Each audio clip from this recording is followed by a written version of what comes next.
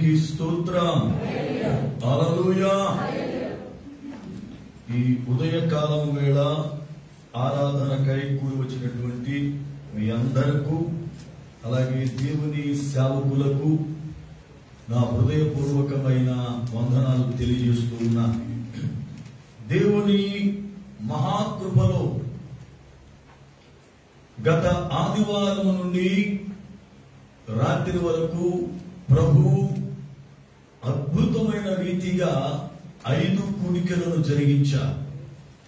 ఈ 5 కూడికలలో శ్రేష్టమైనటువంటి వర్తమానాలను వినడానికి ప్రభు సహాయం చేశాడు. దేవునికి స్తోత్రం.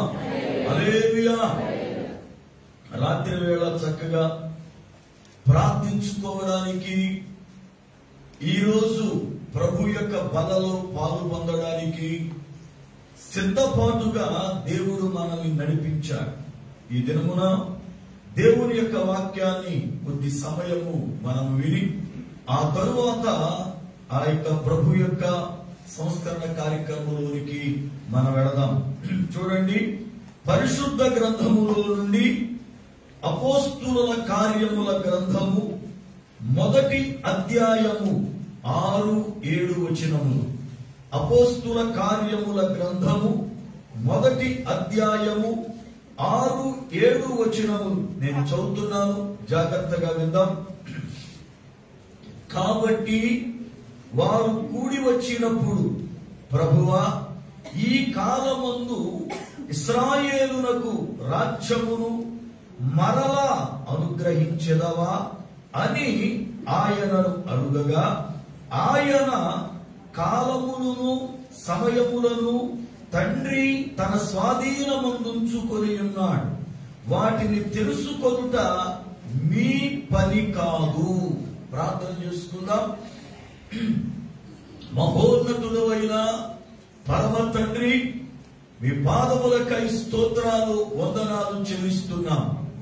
మీ అత్యంతమైన కృపను బట్టి ఈ ఉదయకాలము వేళ ఇప్పటి వరకు జరిగించిన ప్రతి కార్యమును బట్టి మీకు స్తోత్రం చెల్లిస్తున్నాం. ఈ సమయములో దైవజనునిగా మీకును కూడిన సంఘమునకు మధ్య నిలబడి ఉన్న నన్ను మరుగుపరిచి లేఖనములలో నుండి మాతో మాట్లాడి మమ్ములను బలపరచి నడిపించండి. యేసు నామమున ప్రార్థిస్తున్నాను పరమ తండ్రి, ఆమేన్. దేవునికి స్తోత్రం. హల్లెలూయా. దేవుని మహాకృపను బట్టి ప్రభువు మనకు శ్రేష్టమైనటువంటి సమయాన్ని అనుగ్రహించి ఆయన వాక్యాన్ని వినే భాగ్యాన్ని మనకు ప్రతిదినం ఇస్తూ ఉన్నారు. దేవుని యొక్క లేఖనములను మనము జాగ్రత్తగా చదువుతూ, దేవుని వాక్యాన్ని జాగ్రత్తగా వింటూ, ఈ కడవరి దినములలో ఆధ్యాత్మికముగా బలపరచబడి, ప్రభువు రాకడెప్పుడో తెలియదు. ఒకవేళ ప్రభువు రాకడ ఆలస్యమైన మన పోకడెప్పుడో తెలియదు. అందుకనే దేవుని యొక్క రాకడకు మనము సంపూర్ణముగా, ప్రభువు ఎప్పుడు వచ్చినా లేక నన్ను ఎప్పుడు పిలిచినా నేను సిద్ధం అనేటట్లుగా ప్రతి ఒక్క దేవుని బిడ్డ కూడా సిద్ధపడి ఉండాలి. దేవునికి స్తోత్రం. హల్లెలూయా. దేవుని లేఖనములో ఈ రీతిగా వ్రాయబడి ఉంది, వారు కూడి వచ్చినప్పుడు, ప్రభువా, ఈ కాలమందు ఇశ్రాయేలునకు మరలా రాజ్యమును అనుగ్రహించదవా అని ప్రభువుని అడుగుతున్నారు. దేవుని లేఖనములో శిష్యులనబడుతున్నటువంటి వారు యేసు ప్రభువుని కలుసుకున్నారు, యేసు ప్రభువుతో మాట్లాడుతూ ఉన్నారు. యేసు ప్రభువుని కలుసుకొని యేసు ప్రభువుతో మాట్లాడుతున్నటువంటి వారు దేని గురించి మాట్లాడుతున్నారు అని అంటే, ఇశ్రాయేలీయుల రాజ్యమును గురించి మాట్లాడుతున్నారు. వారు అడిగిన మాట మరలా అంటే రెండవసారి రాజ్యమునిస్తావా అని అడిగారు. మొదటిసారి ఒక పర్యాయం ఇచ్చాడు ఆయన రాజ్యాన్ని. మొదటిసారి ఇవ్వబడిన రాజ్యం వాడు పోగొట్టుకున్నారు. అందుకనే మరలా రెండవసారి ఇస్తారా ఈ కాలమందు అని అడుగుతుంటే ప్రభు వాళ్ళతో చాలా ఒక విషయాన్ని చెప్పాడు. కాలములు సమయములు తండ్రి స్వాధీనములో ఉన్నాయి. అవి తెలుసుకోవడం మీ పని కాదు. మీ పని ఏదో మీరు చేయాలా. మీ పని కాని దాన్ని గురించి తెలుసుకోవడానికి ప్రయత్నం చేయొద్దు. మీ పని కాని దాని గురించి మీరు ఆలోచించొద్దు. అది ఎవరి పనో వారు ఆ సమయానికి చేస్తారు. అది ఎవరి పనో వారు ఆ యొక్క సమయాన్ని బట్టి ఆ పనిని చేస్తారు. మీరు ఆ పని ఆలోచించకూడదు. అది మీకు సంబంధం లేదు అని చాలా ఖండితముగా ప్రభు మాట్లాడారు. ఈ లేఖనములో మనము నేర్చుకోవలసినటువంటి ఆధ్యాత్మికమైన విషయాలు పులారా చాలా ఉన్నాయి. వీరు యేసు ప్రభువుతో నడిచారు. యేసు ప్రభువుతో కలిసి భోజనం చేశారు. యేసు ప్రభువుతో కలిసి ప్రార్థన చేశారు. యేసు ప్రభువుతో కలిసి సువార్త ప్రకటించారు. అయితే ఇంతకీ యేసు ప్రభువు ఎవరో, యేసు ప్రభువు ఏ సంబంధియో, యేసు ప్రభు యొక్క ఆలోచన ఏమిటో ఆయనతో ఉన్న వారికి అర్థం కాలేదు. యేసు ప్రభుని వెంబడిస్తున్న వారే, యేసు ప్రభుతో నడుస్తున్న వారే, కానీ ఇంతకు ఆయన ఎవరో అర్థం కాలేదు వాళ్ళకి. ఆయన ఏ పని మీద లోకానికి వచ్చాడో అర్థం కాలేదు. ఆయన ఏం పని చేస్తాడో వాళ్ళకి అర్థం కాల. కారణం ఏమిటి అంటే యేసు ప్రభువుతో వాళ్ళు ఉన్నారు, యేసు ప్రభువుతో నడుస్తున్నారు. కానీ వాళ్ళలో లోక సంబంధమైన తత్వము పోలే, లోక సంబంధమైన ఆలోచన పోలే, లోక సంబంధమైనటువంటి ఆ యొక్క పునర తలంపులు పోలే. ఎందుకని ఏంటి అని అంటే యేసు ప్రభువు నా రాజ్యం ఇహలోక సంబంధమైంది కాదు అని బోధించాడు ఆయన. నేను ఈ లోకములో రాజుగా ఉండడానికి రాలేదు. నేను ఈ లోకాన్ని గురించి ఆలోచించట్లా. ఈ లోకం మీద నా రాజ్య స్థాపన జరగదు. నా రాజ్య స్థాపన జరగదు. ఎందుకంటే యేసు ప్రభు వారు సువార్త ప్రకటిస్తున్నటువంటి దినాలలో ప్రజలందరూ కూడా ఈయన్ని వెంబడించడం మొదలుపెట్టారు. ప్రజలందరూ వీరిని వెంబడిస్తుంటే ఆనాడు యాజకులుగా ఉన్నటువంటి వారికి, ఆనాడు శాస్త్రులుగా ఉన్నటువంటి వారికి, ఆనాడు పరిచయులుగా ఉన్నటువంటి వారికి చాలా ఉక్రోషం వచ్చేసింది, చాలా అసూయ చేసింది, చాలా బాధ చేసింది. వాళ్ళంటారు లోకము ఈయన వెంట వెళ్ళిపోతుంది, లోకం ఈయన వెంట వెళ్ళిపోతుంది. చూడండి వాక్యాన్ని, యోహాను సువార్త 12వ అధ్యాయము. వాక్యాన్ని అందిస్తున్నప్పుడు తెలిపితే కూర్చోవాలా, తొందరపాటుతనం మంచిదిగా. యోహాను సువార్త 12వ అధ్యాయము 19వ వచనం. యోహాను సువార్త 12వ అధ్యాయం 19వ వచనం. కావున పరిసయ్యులు ఒకరితో ఒకరు మన ప్రయత్నములెట్లు నిష్ప్రయోజనమైపోయినవో చూడుడి, ఇదిగో లోకము ఆయన వెంట పోయినదని చెప్పుకొని వాళ్ళందరూ కూడా ఆలోచిస్తున్న మాట చూడండి. మన ప్రయత్నాలు ఎలా పాడైపోయాయో, మన ప్రయత్నాలు ఎలా నిష్ప్రయోజనమైపోయాయో. లోకం ఆయన వెంట వెళ్ళిపోతుంది. ఈయన ఇంకా రాజైపోతాడు, ఈయన నాయకుడైపోతాడు, ఈయన రాజ్య స్థాపన చేస్తే మన ఆలోచనలు, మన ప్రయత్నాలన్నీ కూడా దెబ్బతింటే అని వాళ్ళు మాట్లాడుకుంటున్నారు. అంటే ఆ దినాలలో ఇశ్రాయేలీలు రోమన్ వారి చేతి కింద దాసులుగా బ్రతుకుతున్నారు. రోమా ప్రభుత్వం యూదులను ఏలుబడి చేస్తుంది. రోమా ప్రభుత్వం యూదులను పిల్లారా ఏలుబడి చేస్తున్న ఆ కాలంలో వీళ్ళ ఆలోచన ఏమిటి అంటే మెస్సయ్య అనబడుతున్న ఆయన వస్తాడు, ఆయన రాజ్యాన్ని మనకు ఇస్తాడు, ఆయన ద్వారా మనకు రాజ్య స్థాపన జరుగుద్ది, మనకు బానిస సంఖ్యలు పోతాయి, మన బంధకాలు విడిపోతాయి, మనము స్వతంత్రులమవుతాం, మన రాజ్యం మనకు వస్తుంది అని చెప్పి వీళ్ళు లోక సంబంధమైన ఆలోచనలో ఉన్నారు. కారణం రోమా ప్రభుత్వం వాళ్ళని ఏలుబడి చేస్తున్నటువంటి పరిస్థితులలో మెస్సయ్య వస్తాడు, మనకు రాజ్యాన్ని తెస్తాడు, మెస్సయ్య వస్తే మనకు రాజ్యం వస్తుంది అనుకుంటుంటే ఆ సమయంలో ఈయనే మెస్సయ్య అని తెలుసుకున్నాను. ఆయన చెప్పాడు నేనే మెస్సయ్యనని చెప్పాడు. అయితే ఇప్పుడు వీళ్ళ ఆలోచన ఏమిటి? ఈయన మెస్సయ్య అన్నాడు కనుక ఈయన వస్తే మనకు రాజ్యం వస్తుంది, ఈయన వస్తే రాజ్యం తెస్తాడు, ఈయన వస్తే మనం పరిపాలన చేసుకుంటాం అని చెప్పి ఈయనను రాజుగా చేయాలి అని ఆలోచన చేశారు. అయితే ప్రభువారు ఏ పని మీద వచ్చాడో ఆ పని చేయడానికే ఆయన ఇష్టపడుతున్నాడు గాని లోకములో ఏదో పెత్తనమిస్తారని, లోకములో నన్ను రాజుగా చేస్తానన్నారని ఆయన వాటికి ఒప్పుకోల.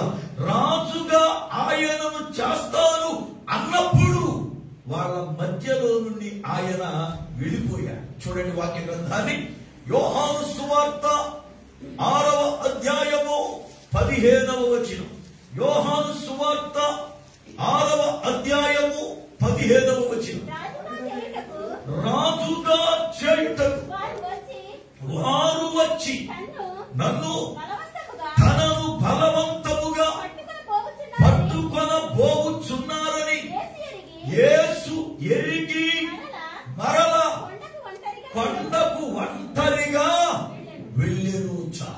లేఖనం బోధిస్తూ ఉంది, యేసు ప్రభువుని వారు పట్టుకుంటారు, యేసు ప్రభువుని రాజుగా చేయాలనుకుంటున్నా, యేసు ప్రభువుకి కిరీటం పెట్టబోతున్నా అని తెలిసినప్పుడు వెంటనే ప్రభువు వారి మధ్య నుండి వెళ్లిపోయాడు ఏకాంతంగా ప్రార్థన చేసుకోవడానికి. కారణం ఏమిటి? ఆయన స్థాపించాలనుకున్న రాజ్యం, ఆయన పునర భూమి మీద ఏర్పరచాలనుకున్న రాజ్యం వీళ్ళు అనుకున్నట్లుగా భూ సంబంధమైన రాజ్యము కాదు. ఆయన ఏర్పరచాలనుకున్న రాజ్యం ఆత్మ సంబంధమైన రాజ్యం. ఆయన రాజ్యమువే. ఒకసారి వాళ్ళు అడిగారు, ప్రభువా ఇదిగో ఎప్పుడు వస్తుంది దేవుని రాజ్యం అని అంటే ఆయన ఒక మాట చెప్పారు. చూడండి, దేవుని రాజ్యం ఎప్పుడు వస్తుంది అన్న వార్త చెప్పిన మాట లూకా సువార్త 17వ అధ్యాయము 20-21 వచనం. లూకా సువార్త 17వ అధ్యాయము 20-21 వచనం. దేవుని రాజ్యం ఎప్పుడు వచ్చునని పరిసయ్యులు ఆయనను అడిగినప్పుడు ఆయన దేవుని రాజ్యం ప్రత్యక్షముగా రాదు, ఎందుకనగా ఇదిగో దేవుని రాజ్యం మీ మధ్యనే ఉన్నది కనుక ఇదిగో ఇక్కడనని అదిగో అక్కడనని చెప్ప వీలు పడదని వారికి ఉత్తరం ఇచ్చేది. వాళ్ళు అడిగారు, అయ్యా దేవుని రాజ్యం ఎప్పుడు వస్తుంది? నువ్వు దేవుని రాజ్యం అంటున్నావు, దేవుని రాజ్య సువార్త ప్రకటిస్తున్నాను అంటున్నావు, ఇదిగో మెస్సయ్య అంటున్నావు. నువ్వు మెస్సయ్య అయితే రాజ్యం వస్తుంది అని ఇదిగో మేము విన్నాం. మెస్సయ్య రాజ్య స్థాపన చేస్తాడు అని విన్నాం. అయితే మరి ఎప్పుడు వస్తుంది రాజ్యం అని అంటే ప్రభు వాళ్ళతో అన్నమాట, దేవుని రాజ్యం ప్రత్యేకించి రాదు, అది మీ మధ్యనే ఉంది, అది మీ మధ్యనే ఉంది. అది ఇక్కడని అక్కడని చెప్ప వీలు కాదు. కారణం ప్రభువు రాజ్యం. ప్రభువు ఏర్పాటు చెయ్యాలి అనుకున్న రాజ్యం భూ సంబంధమైన లోక సంబంధమైన రాజ్యము కాదు. ప్రభువు స్థాపించాలనుకున్న రాజ్యం అది ఆత్మీయ రాజ్యం, అది దైవ సంబంధమైన రాజ్యం. ఏమిటా రాజ్యం? యేసు ప్రభు యొక్క రాజ్యం ఏమిటో వాక్యం చూద్దాం. ప్రకటన గ్రంథం 5వ అధ్యాయము 10వ వచనం. ప్రకటన గ్రంథం 5వ అధ్యాయము 10వ వచనం. ఆ పెద్దలు నీవు ఆ గ్రంథమును తీసుకొని దాని ముద్రలను విప్పుటకు యోగ్యుడవు, నీవు వధింపబడిన వాడవై నీ రక్తమిచ్చి ప్రతి వంశములో ఆయా భాషలు మాట్లాడు వారిలోను ప్రతి ప్రజలోను ప్రతి జనములోను దేవుని కొరకు మనుషులను కొని మా దేవునికి వారిని ఒక రాజ్యముగా యాజకులుగాను చేసితివి. దేవునికి స్తోత్రం. యేసు ప్రభు యొక్క రాజ్యం ఏది అని అంటే క్రీస్తు రక్తము చేత కొనబడిన పరిశుద్ధ సంఘమే ఆయన రాజ్యం. పరిశుద్ధ సంఘమే ఆయన రాజ్యం. ఎవరైతే క్రీస్తు రక్తము చేత కొనబడ్డారో, ఎవరైతే క్రీస్తు రక్తము చేత విమోచించబడ్డారో, ఎవరినైతే ప్రభు తన రక్తమిచ్చి కొనుక్కున్నాడో వాళ్ళే ప్రభువు రాజ్యం. అయితే శిష్యులకి ఇది అర్థం కాల. యేసు ప్రభుతో వెళుతున్నారు, బోధలు వింటున్నారు, కానీ వీళ్ళకి ఆత్మీయ జీవితం అర్థం కాల. మనం కూడా చూడండి, యేసు ప్రభు దగ్గరికి వస్తున్నాం ఎన్నో సంవత్సరాలుగా. యేసు ప్రభు దగ్గరికి వస్తున్నాం, వాక్యం వింటున్నాం. అదే దైవ సంబంధమైన భక్తి కదా ఇది, ఆత్మ సంబంధమైన భక్తి కదా ఇది. ప్రభువు నా కొరకు రక్తము గార్చింది, నా కొరకు ప్రాణం పెట్టింది, నన్ను విమోచించుకున్నది, నా కొరకు పరమను విడిచింది, నన్ను పరలోకానికి తీసుకువెళ్లాలని, నేను దైవ సంబంధముగా మారాలని, భూ సంబంధమైన విషయములందు మనసు పెట్టకుండా పర సంబంధమైన వాటి యందు మనసు పెట్టాలని ప్రభువు కోరుకుంటున్నాడు కదా అనుకుని, ఎప్పుడైనా ప్రభువు దగ్గర ప్రార్థన చేసేటప్పుడు ఆత్మ సంబంధమైన విషయాలు ఎప్పుడైనా మాట్లాడామా? ఎప్పుడైనా మనం మాట్లాడామా? ఆత్మ సంబంధ విషయాలు. ప్రభువా, నీవు పరలోకం నుండి వచ్చావు కదా, అయ్యా పరలోకం ఎలా ఉంటుంది ఒకసారి చూపించు నాయన.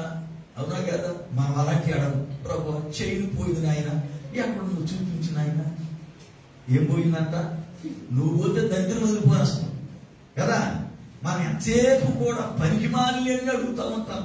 ప్రభువా, పిల్ల ఎక్కడో పెట్టేసిందంట నాయన, పోను ఒకసారి చూపించిన ఆయన. దర్శనం ఫోన్ చూపించాలా? మొన్న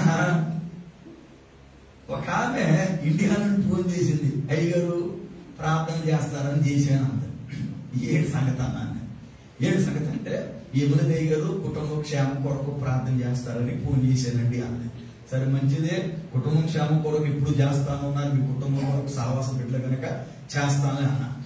మీతో ఒక సాక్ష్యం పంచుకోవాలండి అంటే ఏంటి చెప్పు అన్నా. ఏంటంటే, అయ్యగారు మొన్న మా ఆయన గారు ఉంగరం ఒకటి ఉంటుందండి, ముచ్చు ఉంగరం ఒకటి, ఎప్పుడు పాప ఇష్టపడి చేయించుకున్నాడు. ఆ ఉంగరం ఆయన బయటికి వెళతా తీసి ఎక్కడో పెట్టాడు, మర్చిపోయాడండి. చాలా గందరగోళం అయింది. ఇంటికి ఎవరు వచ్చారో తెలీదు, ఎవరు తీసారో తెలీదు, ఏమైందో తెలీదు. కనుక ఈ ఉంగరం పోయిందని చెప్పి గందరగోళం చేస్తుంటే నాకు తెలిసిన ఒక మాస్టర్ గారి దగ్గరికి వెళ్ళి, అయ్యా మా ఇంట్లో ఇలా జరిగింది, మరి మీరు ప్రార్థన చేస్తారు కనుక కాస్త ప్రార్థన చేసి చెప్పండి అని అడిగాను నేను. ఆయన ప్రార్థన చేసి అన్నాడంట, కుడివైపు ఉంది అన్నాడంట. ఎక్కడ? ఇప్పుడు నేను నిలబడితే ఏది కుడివైపు? ఇటువైపు. ఇలా నిలబడితే కుడివైపు ఏది? ఇటువైపు. ఇలా నిలబడితే కుడివైపు ఏది? ఇటువైపు. ఇప్పుడు ఏ కుడివైపు ఉందని? ఏ కుడివైపు ఉందని? మరి కుడివైపు ఉంది అన్న దేవుడు ఫలానా బుట్టలో పెట్టావు అమ్మ మర్చిపోయి అని చెప్పడా? ఆయన బుట్ట తెలదా? మన ఇంట్లో ఉన్న తట్టలు తెలదా? అంటే కుడివైపు తెలిసింది కానీ దేవునికి అది ఎక్కడుందో చెప్పట్లేదంట. కుడివైపు అన్నాడు. నేను చెప్పాను ఇలాంటి పరిమాణం జ్యోతిష్కాలు చెప్పకు నాకు. ఎందుకంటే అలాంటి జ్యోతిష్కాలు చెప్పడం పరిమాణంతనం. సేవకులు కూడా ప్రార్థన చేయమంటే చాలా అయ్యారు. ఇంట్లో ఈ మధ్యన బాగట్లేదంటే ఎందుకు బాగుండదు? ఇంట్లో నువ్వు కట్టుకున్నాడు సరిగ్గా కూడెడితేగా ఇంట్లో బాగుండడానికి. ఏమండి నువ్వు సరిగా పట్టించుకోకాడని తాగొచ్చి తంతా ఉంటాడు. ఇంట్లో ఎందుకు బాగుంటది? ప్రేమగా భార్యతో భర్త మాట్లాడితే, భర్త భార్యతో మాట్లాడితే, పిల్లలకి తల్లిదండ్రులు భయం ఉంటే, తల్లిదండ్రులు పిల్లల ప్రేమ కలిగి ఉంటే, అందరు కలిపి భయభక్తులు ఉంటే ఆ కుటుంబం సంతోషంగా ఉంటది. ఎవరి దారి ఆడదే, ఏమంటే ఎవరు బతాడదే, ఎవరు ఫోన్ ఆడే, ఎవరు ఫోన్ లాకులు ఆడేయమని ప్రత్యేకించి ఒకరు ఫోన్ తీయడానికి ఒకరు లేదు అధికారం.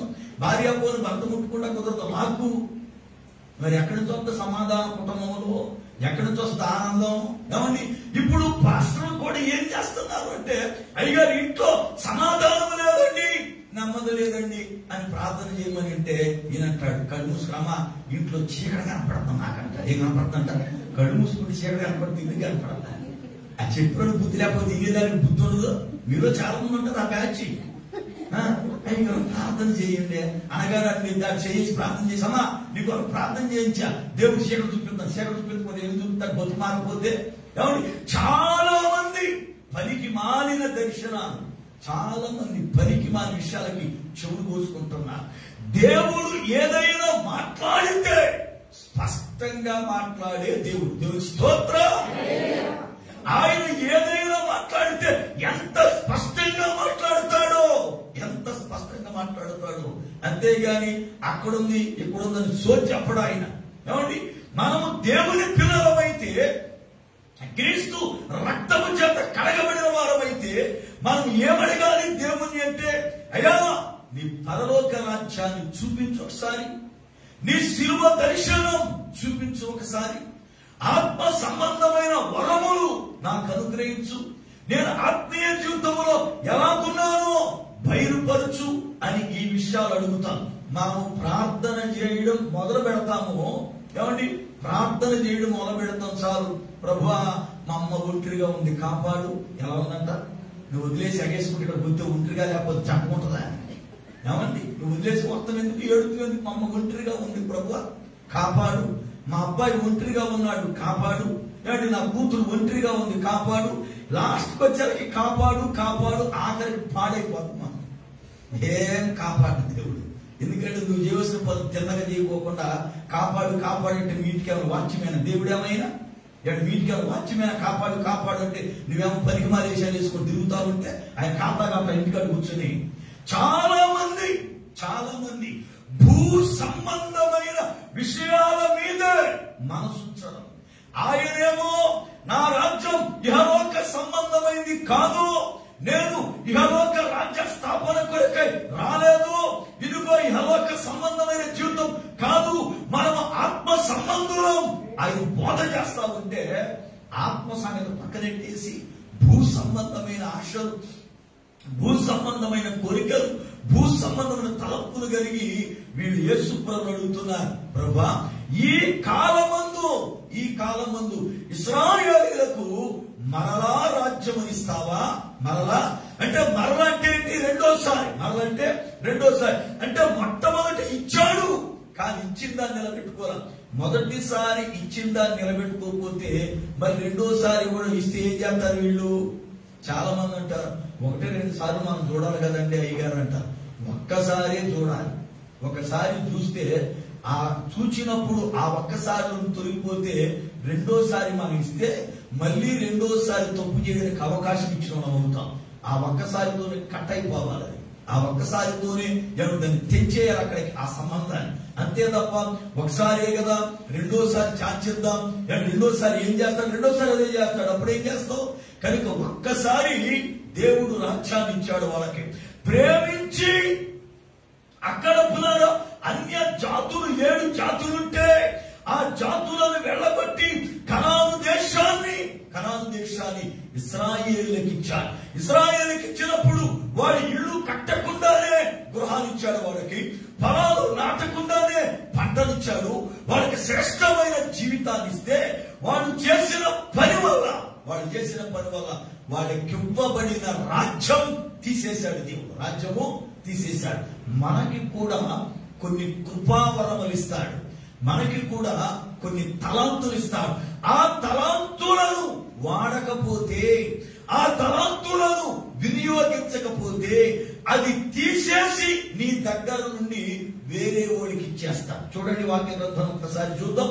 మత్తయి సువార్త, పరిశుద్ధ గ్రంథములో నుండి మత్తయి సువార్త 25వ అధ్యాయము 29వ వచనం. 25వ అధ్యాయము 29వ వచనం. కలిగిన ప్రతి వానికి ఇయ్యబడును, అతనికి సమృద్ధి కలుగును. లేని వాని యొద్ద నుండి వానికి కలిగినదియు తీసివేయబడును. ప్రభు చెప్పాడు, లేని వానికి కలిగింది కూడా తీసేస్తా, కలిగిన వాడికే మరలా ఇస్తా. ఎందుకు ఈ మాట చెప్పాడు ప్రభువారు అంటే, పరలోక రాజ్యం ఎలాగ ఉంటది అని ఉపమానం చెప్పాడు. పరలోక రాజ్యం ఎలాగుంటది అని ఉపమానం చెప్పాడు. ఏమిటా ఉపమానం అంటే, పరలోక రాజ్యం అంటే సంఘం ఎలా ఉంటదట. పరలోక రాజ్యం అంటే ఏంటి? సంఘం, దేవుని సంఘం ఎలా ఉంటది. ఎలా ఉంటదయ్యా అంటే, ఆయన దూర ప్రాంతం వెళుతూ ఆయన దగ్గర కొంత ఆస్తి ఉంటే, కొంత ధనం ఉంటే, నమ్మకస్తులైన వారిని పిలిచి ఒక ఆయనకి 5 తలాంతులు ఇచ్చి, రెండో వ్యక్తికి 2 తలాంతులు ఇచ్చి, ఒకరికి 1 ఇచ్చాడు. ఆయన చెప్పాడు, అయ్యలారా నేను దూర ప్రాంతం వెళుతున్నా, కొంతకాలానికి తిరిగి వస్తా. వచ్చినప్పుడు నేను మీకు అప్పగించిన దానిని తిరిగి నాకు ఇవ్వండి. నేను అప్పటి వరకు మిమ్మల్ని ఏమనను, అప్పటి వరకు మీరు దాన్ని వాడుకోండి అని చెప్పి. కొంతకాలం అయ్యింది. కొంతకాలమైన తరువాత ఆయన తిరిగి వచ్చాడు. తిరిగి వచ్చినటువంటి ఆయన ఎవరెవరికి ఏమేమి ఇచ్చిన రెండేవి అని అంటే, వాడు కూడా ఆ రెండింటికి పులారా డబలుగా అతడు కూడా ఇచ్చాడు. అతన్ని చూసి కూడా సంతోషించాడు. ఇక ఒకే ఒక్క తలంతు ఇచ్చిన వాడిని పిలిచి, అయ్యా నీకు 1 ఇచ్చాను కదా అని పిలిచాడు. జాగ్రత్తగా గమనించాలి. మొదటి వాడికి 5 ఎందుకు ఇచ్చాడు? రెండో వాడికి 5 ఇవ్వకుండా 2 ఎందుకు ఇచ్చాడు? ఆఖరి వాడికి 2 ఇవ్వకుండా 1 ఎందుకు ఇచ్చాడు అంటే, ఎవరి సామర్థ్యతను బట్టి దేవుడు అవి వారికి ఇస్తాడు. దేవుడు స్తోత్రం. వాడికి 5 ఇచ్చాడు గనక మనం కూడా 5 ఇస్తాడు అనుకోకూడదు. వాడికి 5 ఇచ్చాడు గనక నాకు 5 ఇవ్వలేదు అని పులారా బాధపడకూడదు. నీకెంత ఇస్తే భరించగలవో, నీకు ఎంత ఇస్తే నువ్వు కాపాడగలవో, నీకెంత ఇస్తే దానిని పులారా సమర్థవంతముగా నిర్వర్తించగలవో ఆయనకు తెలుసు. అందుకనే నీకెంత ఇవ్వాలో, ఏది ఇవ్వాలో అది మాత్రమే ఇస్తాడు. దేవుని స్తోత్రం. వాళ్ళకి అంతించాడు, నాకెంత ఇచ్చాడు అనుకోకూడదు. వారి యొక్క సామర్థ్యమును బట్టి ప్రభువు వారికి ఇస్తాడు. వారి సామర్థ్యమును బట్టి వారికి ఇస్తాడు. కనుక సంఘములో నీ సామర్థ్యత ఏమిటో ప్రభువుకు తెలుసు. నీ సామర్థ్యత ఎంతో, నువ్వెంత పని చేయగలవో, నీకెంత ఇస్తే నువ్వు మొయ్యగలవో, నీకెంతిస్తే అది పులారా తృప్తిగా ఉంటుందో, నువ్వెంత సరిపోతావో ఆయన ఎరిగి నీ సామర్థ్యత కొలది నీకు తలాంతులను ఇస్తాడు. నీకు తలాంతులను ఇస్తాడు. కొంతమందికి దర్శన వరమునిస్తాడు, కొంతమందికి భాషల వరమునిస్తాడు, కొంతమందికి ప్రవచన వరమునిస్తాడు, కొంతమందికి వివేచన వరమునిస్తాడు, కొంతమందికి వాక్యము ద్వారా బుద్ధి చెప్పే వరమునిస్తాడు, కొంతమందికి స్వస్థపరచు వరమునిస్తాడు. అనగా ఆ మనిషికి ఏ వరమిస్తే అతడు దానికి సరిపోతాడో, అతడు దానిని వినియోగించగలడో వాటిని ప్రభువిస్తాడు. వాటిని సక్రమముగా వినియోగించి వాటి ద్వారా అనేక మందిని ప్రభు కొరకు సంపాదించి, ప్రభు వచ్చినప్పుడు ప్రభువా ఇదిగో నీవు నాకు ఈ వరమిస్తే ఈ వరము ద్వారా అనేక మందిని నేను సంపాదించాను అని మనం తిరిగి ప్రభువుకి అప్పగించాలి. అయితే పులారా 1 ఇచ్చిన వాడిని పిలిచాడు, ఇచ్చింది ఒక్కటే. అయితే ఆ 1 కూడా వీడు ఏం చేశాడు తెలుసా? జాగ్రత్తగా రుమాళ్ళు మూటగట్టి తీసుకెళ్లి భూమిలో పాతిట్టాడు. ఈయనొచ్చి నీకు ఒక తలంతు ఇచ్చాను కదా, ఏది అంటే గబగబా వెళ్ళి అది పట్టుకొచ్చి అంటాడు, నీవు విత్తని దానిని కోయువాడవని నాకు తెలుసు, నీ సంగతి నాకు తెలుసు, నీ సంగతి తెలిసే నేను ఆ రూపాయిని జాగ్రత్తగా మూటగట్టి దాశానన్నాడు. అప్పుడు ఆయన అన్నాడు, చెడ్డదాసుడా, నా సంగతి నీకు తెలుసుగా, మరి నా సంగతి నువ్వు తెలిసినప్పుడు ఈయన విత్తకుండానే పంట వస్తాడు అని తెలిసినప్పుడు, ఫలాన్ని ఆశిస్తాడు అని తెలిసినప్పుడు, ఈ రూపాయి నువ్వు సావుకారికి ఇస్తే నేను వచ్చినప్పుడు వడ్డీ వసూలు చేసుకున్నాడు కదా, నాకు వడ్డీ వచ్చేది కదా, నువ్వు తీసుకెళ్లి భూమిలో పాతిట్టావు అని చెప్పి వాడి దగ్గర ఉన్న ఒకటి కూడా తీసేసి 5 ఉన్నవాడికి ఇచ్చేశాడు. 5 ఉన్నవాడికి ఇచ్చేశాడు. అందుకే ప్రభు అంటాడు, కలిగిన వానికే మరలా ఇవ్వబడుతుంది, లేని గల వాడి దగ్గర కూడా తీసేయబడుతుంది. అందుకే దేవుని యొక్క వాక్య ప్రకారం ఇశ్రాయేలులకు దేవుడు ఒక పర్యాయం రాజ్యాన్ని ఇచ్చాడు. ఆ రాజ్యము పులారా పాలు తేనెలు ప్రవహించు రాజ్యం, శ్రేష్టమైన రాజ్యం. అయితే ఆ రాజ్యాన్ని వాడు పోగొట్టుకున్నారు. ఈ యొక్క ఉదయకాలపు ఆరాధనలో ఒక మాటను పులారా మీరు జ్ఞాపకం చేసుకోవాలి. దేవుడు మొట్టమొదటి దినాల్లో ఏది నీకు ఇచ్చాడో అది కాపాడుతున్నావా? కొంతమందికి కన్నీటి ప్రార్థన ఇస్తాడు, రాను రాను ఆ ప్రార్థన అభివృద్ధి చేసి అనేక ఆత్మల కొరకై కన్నీరు కార్చాలని. అయితే నీకు దేవుడు మొట్టమొదటిగా ఇచ్చిన కన్నీటి ప్రార్థన కాపాడుకున్నావా? మొట్టమొదటిగా దేవుడు నీకు ఇచ్చిన కృపావరములో కాపాడుకున్నావా? దేవుడు మొట్టమొదటిగా నువ్వు వాక్యాలు వస్తే ప్రార్థన చేస్తుంటే చక్కని దర్శనాలు వచ్చాయి, చక్కగా ప్రభుస్వరం వినబడేది, వాక్యం ధ్యానం చేస్తుంటే దేవుడు చక్కని తలపులతో మాట్లాడేవాడు. ఒకప్పుడు శ్రేష్టమైన కృపావరాలు నీకు ఇచ్చాడు. అయితే ఇప్పుడు ఉన్నాయా లేక ఇశ్రాయేలీల వలె పోగొట్టుకున్నావా? చాలా మంది దేవుడు వారికి ఇచ్చిన కృపావరములను, దేవుడు వారికి ఇచ్చిన శ్రేష్టమైన ఈవులను పోగొట్టుకొని చివరాఖరికి అయ్యా మరలా ఒక్కసారి దయచేయి అని ఏడుస్తా ఉన్నారు. దేవుడు మనకిచ్చిన దానిని మనము పోగొట్టుకోకూడదు. దేవుడు మనకిచ్చిన దానిని మనము అభివృద్ధి చెయ్యాలే తప్ప దానిని పులారా నాశనం చేసుకోకూడదు.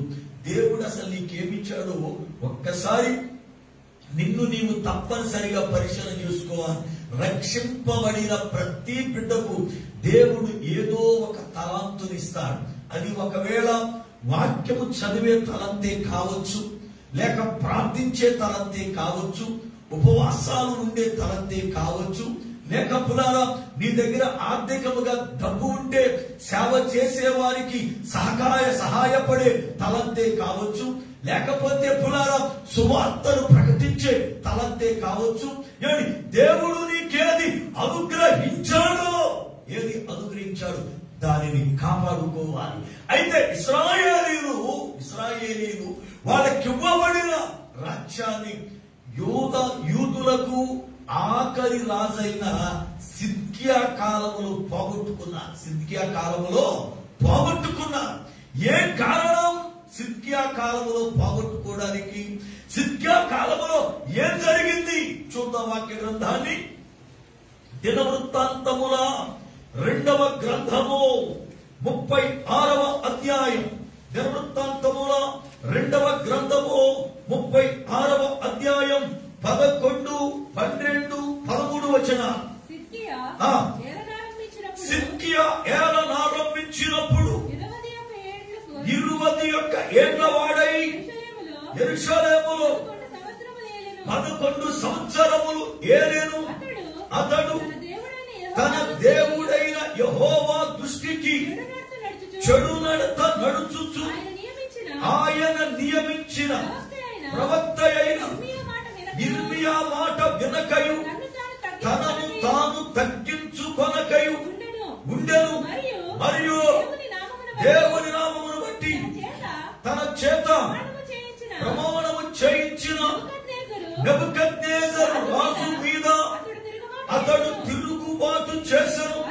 అతడు మొండితనము వహించి ఇశ్రాయేలీయుల దేవుడైన యెహోవా వైపు తిరుగక తన మనస్సును కఠినపరచుకొనెను. ఈ లేఖనములో ఇశ్రాయేలీయుల లేక యూదుల ఆఖరి రాజు సిద్కియా. ఈ సిద్కియా అనబడుతున్న రాజు కాలములో దేవుని ఇశ్రాయేలీయుల రాజ్యాన్ని వారి దగ్గర నుండి తీసేశారు. బబులోనులో ఉన్నటువంటి నెబుకద్నెజరుకి ఆ రాజ్యాన్ని ఇచ్చారు. కారణం ఏమిటి అంటే సిద్కియా రాజు యొక్క కాలములో సిద్కియా యొక్క ప్రవర్తన, సిద్కియా యొక్క నడవడిక ఎలాగుందో దేవుని లేఖనాలు కొన్ని మాటలు చదువుతున్నాను చూడండి.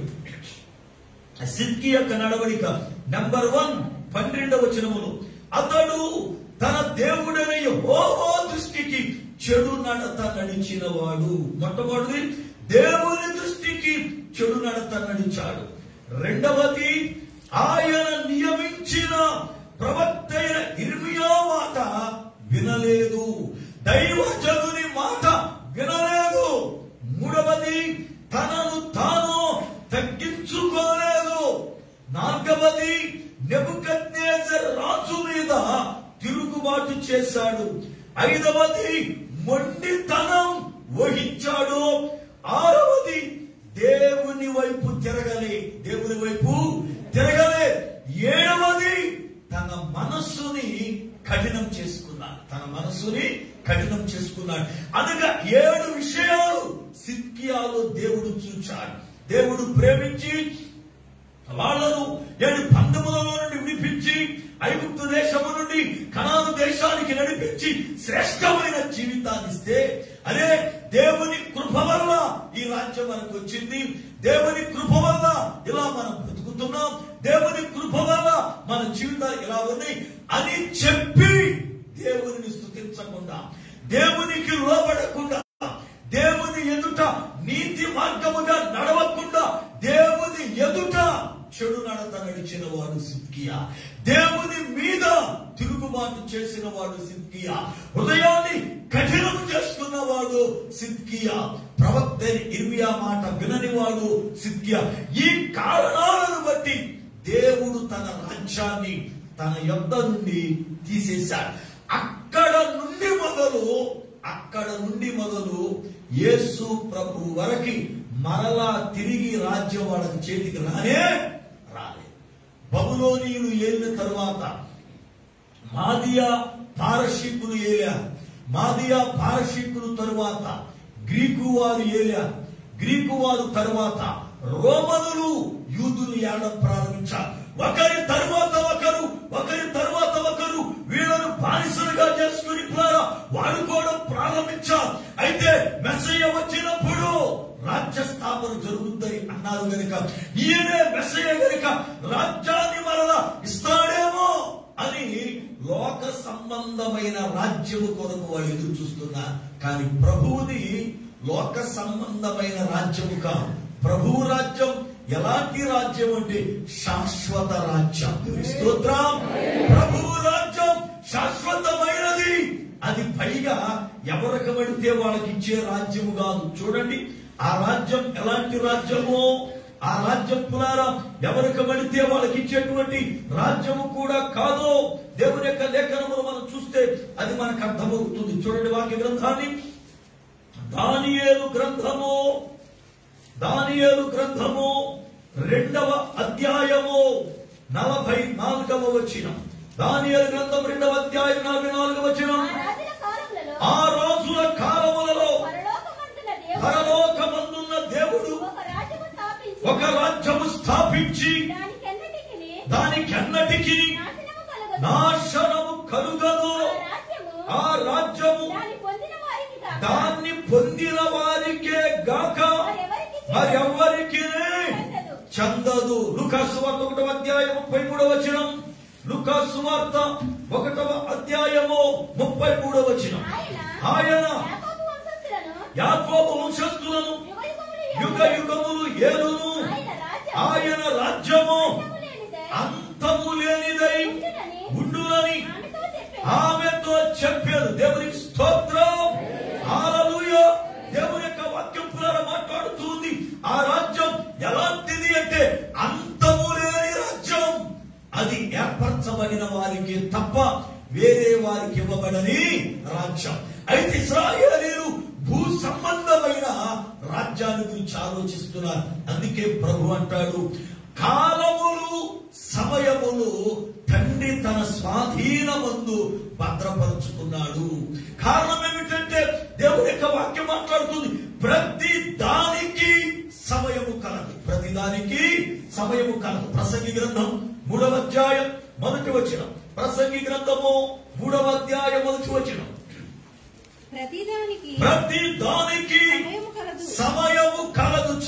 దేవుని యొక్క లేఖన మాట్లాడుతుంది, ప్రతి దానికి ఏ కాలములో ఏది ఇవ్వాలో, ఏ కాలములో ఏమి చేయాలో, ఏ కాలములో మనం ఎలా నడిపించబడాలో ప్రతి దానికి దేవుడు ఒక సమయాన్ని ఏర్పాటు చేశాడు. ఆ నిర్ణయ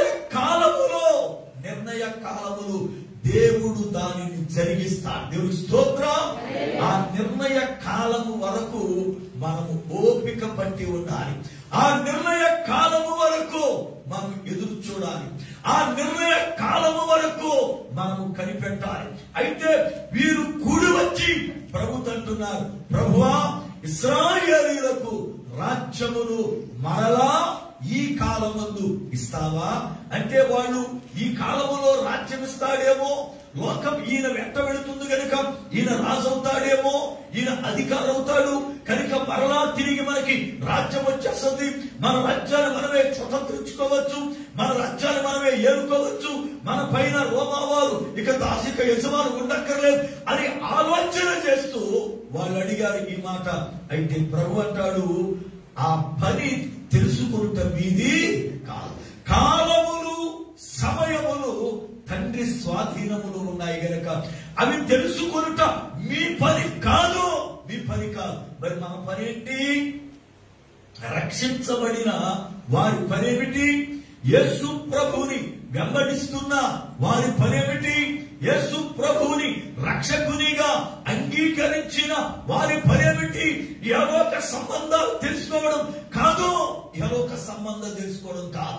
యేసు క్రీస్తుని రక్షకునిగా ఎరిగిన వారి పని భూ సంబంధమైన వాటి మీద మనసు పెట్టడం కాదు, భూ సంబంధమైన వాటి మీద తెలుసుకోవడం కాదు.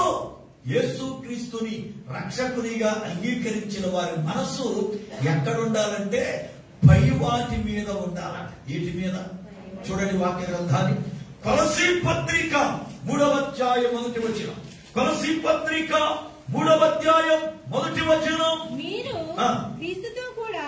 మీరు క్రీస్తుతో కూడా లేపబడిన వారైతే పైనున్న వాటినే వెదకుడి. అక్కడ క్రీస్తు దేవుని కుడి పార్శ్వమున కూర్చుండి ఉన్నాడు. దేవుని స్తోత్రం. అపోస్తలుడైన పౌలు చక్కగా ఆయన రాస్తూ అంటాడు, మీరు క్రీస్తుతో కూడా లేపబడితే. ఏం చేయబడితేనట అంటే క్రీస్తుతో కూడా లేపబడాలంటే ముందు ఏం చేయబడాలి? సమాధి చేయబడాలి. ఏం చేయబడాలి? క్రీస్తు లేవాలంటే ముందు ఏం చేయబడాలి? సమాధి చేయబడాలి. అవునా కాదా? సమాధి చేయబడాలంటే ఏమవ్వాలి? ప్రభువు చెప్పాలి, మరణించాలి. ఏం చేయాలి? అవునా? ఏమండి, ఒక వ్యక్తి మరణిస్తే సమాధి చేస్తాం. సమాధి చేస్తే ఆ వ్యక్తి తిరిగి లేవాలి. సమాధి చేస్తే తిరిగి లేవాలి. ప్రభువు తిరిగి లేచాడు అంటే ఆయన సమాధి చేయబడ్డాడు. సమాధి చేయబడ్డాడు అంటే ఆయన మరణించాడు.